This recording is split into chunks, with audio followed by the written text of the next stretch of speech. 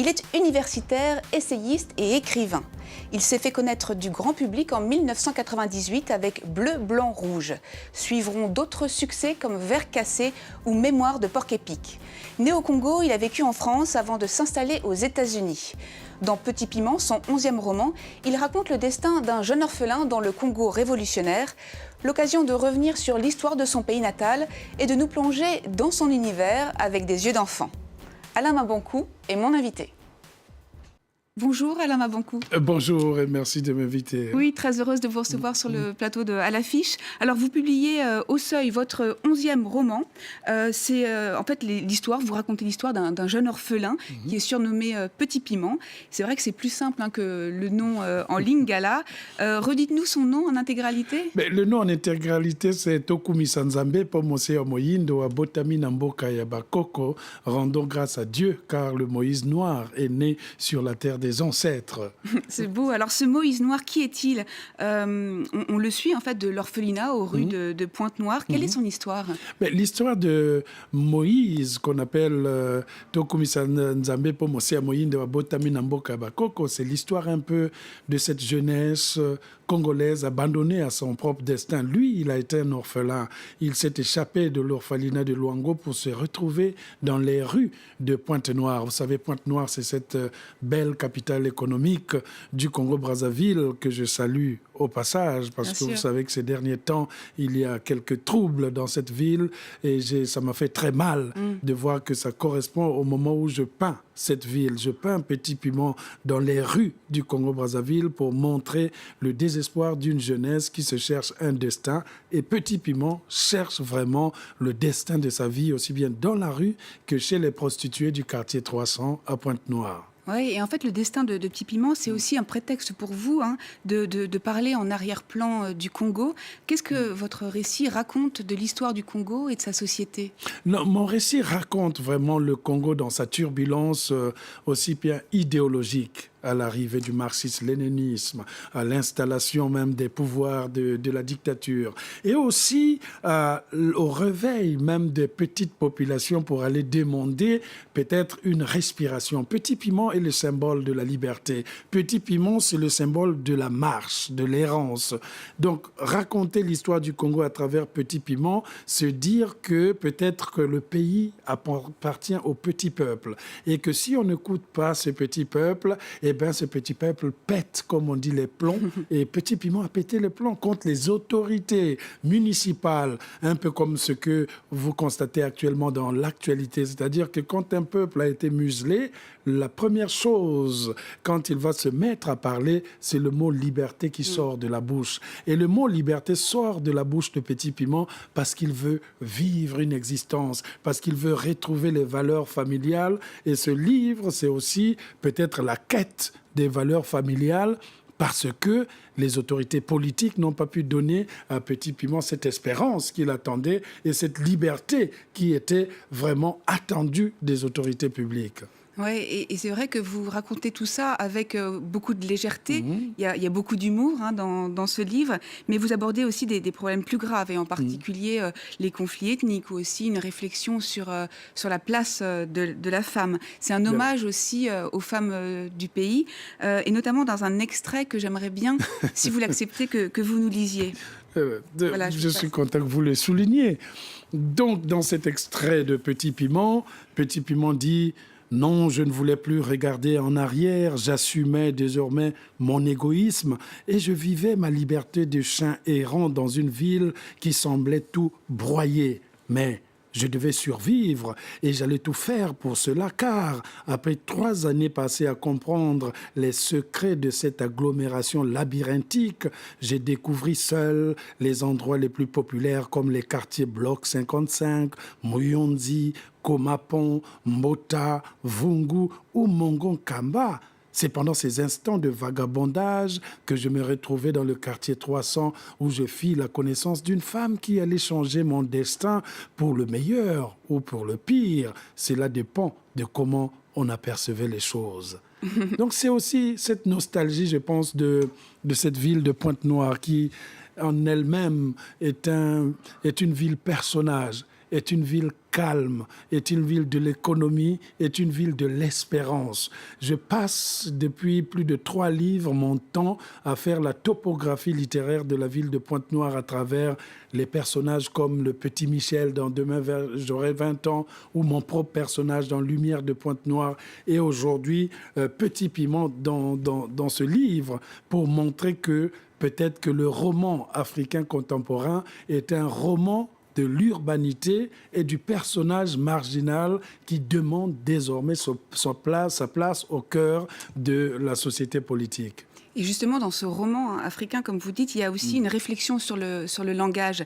Dany Laferrière, que vous connaissez bien. Mon grand ami. Il était en fait récemment l'invité de cette émission à l'affiche. Pour le téléspectateur, je rappelle simplement qu'il est écrivain d'origine haïtienne et qu'il est membre de l'Académie française depuis peu. Et on lui a demandé évidemment ce qu'il pensait de votre livre Petit Piment. On l'écoute. Ah, merci. Son écriture est savoureuse. Je crois qu'il prend plaisir à écrire, à évoquer des sentiments, des sensations comme un enfant qui mange un fruit tropical. D'ailleurs, c'est là que je le rejoins. C'est un peintre primitif. Il met tout au premier plan et quelque part, c'est-à-dire il ne vous invite pas à entrer dans son univers, c'est son univers qui pénètre en vous. C'est un très grand ami et je trouve que Petit Piment est l'un de ses meilleurs livres. C'est vraiment un fruit tropical. On a envie de le dévorer. Alors, c'est beau, un fruit tropical, une langue savoureuse. C'est gentil parce qu'il m'a caché tous ces jolis mots. On s'est vu, on s'est téléphoné hier, il revenait de Montréal. Merci qu'il ait dit que Petit Piment est un fruit tropical. Et comme tous les fruits tropicaux, il faut peut-être aussi voir les conditions dans lesquelles ils ont mûri. Et je pense que Dany Laferrière et moi, nous partageons ce souci de pouvoir regarder de très près nos sociétés. Et nous parlons beaucoup, nous lisons beaucoup, nous échangeons beaucoup. Et peut-être que lui et moi avons la plus grande et longue correspondance entre écrivains. Si un jour on l'a publié, je pense que ça sera une histoire du monde francophone. Bah c'est à faire. Hein. Et ce langage aussi dont vous parlez si bien dans ce livre, c'est aussi vraiment un langage très beau avec une très grande richesse culturelle. Vous parlez 7 langues du Congo, en plus du français et de l'anglais. L'Académie française vous a récompensé, vous a donné un prix pour l'ensemble de votre œuvre. Quel rapport vous entretenez avec la langue française ? Je dis toujours que je n'ai pas de problème avec la langue française et que c'est la langue française qui a des problèmes avec moi parce qu'elle cherche toujours à justifier pourquoi je mets ces expressions, pourquoi j'ai un côté savoureux, truculent. Moi, j'ai appris la langue française dans la rue, je l'ai ramassée comme les 7 autres langues africaines que je parle. Pour nous, la langue française n'a jamais été une langue de France. Ça a toujours été une langue africaine parmi tant d'autres. Nous sommes même étonnés lorsqu'on arrive en France de voir que c'est ici qu'elle est massacrée.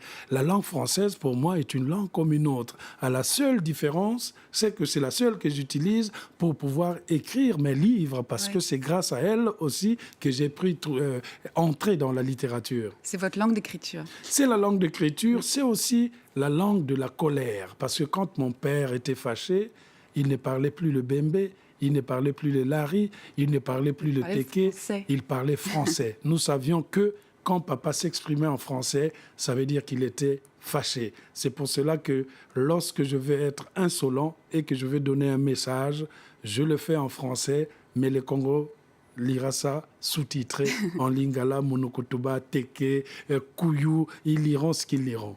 Alors, vous êtes né au Congo, vous avez vécu en France de nombreuses années, vous habitez aujourd'hui en Californie, aux États-Unis, 3 continents en 4 décennies. Finalement, c'est vous chez vous.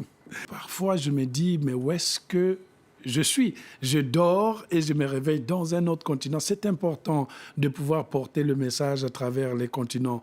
Je reste toujours dans la situation où l'Afrique, c'est mon continent d'origine. Le Congo, c'est mon pays d'origine. C'est mon pays de naissance. C'est mon pays du cordon ombilical. Quelle que soit l'eau de Javel avec laquelle on me lavera, je serai toujours le Congolais avec mon accent, avec mon impertinence, avec ma façon de danser ou de manger. Et puis la France, c'est le pays adoptif. Je suis passé par la France pour peaufiner ma culture congolaise, rajouter quelques doublures surpiquées. Et puis je suis allé en Amérique pour exercer une activité économique qui me permettrait de cajoler mes origines congolaises et peut-être même de poursuivre la couture de mon pays d'adoption qu'est la France. J'aime cette identité tricontinentale.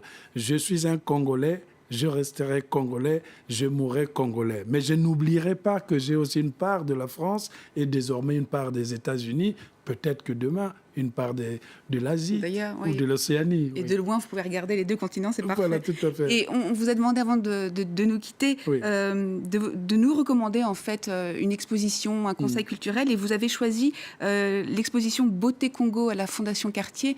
Alors pourquoi ? Parce que c'est une des rares expositions qui redonne le goût vraiment du Congo. C'est une des rares expositions dans lesquelles on voit la vie.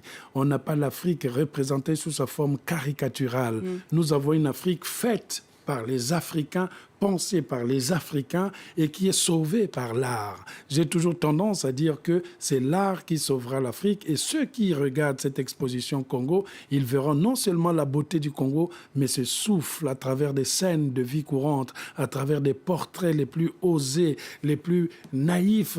Tout à l'heure, Dany Laferrière me traitait d'écrivain naïf, de peintre naïf. C'est un grand compliment que d'avoir une peinture naïve, et je dis merci à cette exposition que j'ai vue, que j'ai aimée, que je ne cesse de recommander aux gens. Et dont on a traité sur France 24, évidemment. Ah bah ouais, c'est le lieu. Mais oui, c'est le lieu. Merci infiniment, Alain Mabankou, d'avoir été notre invité. Merci.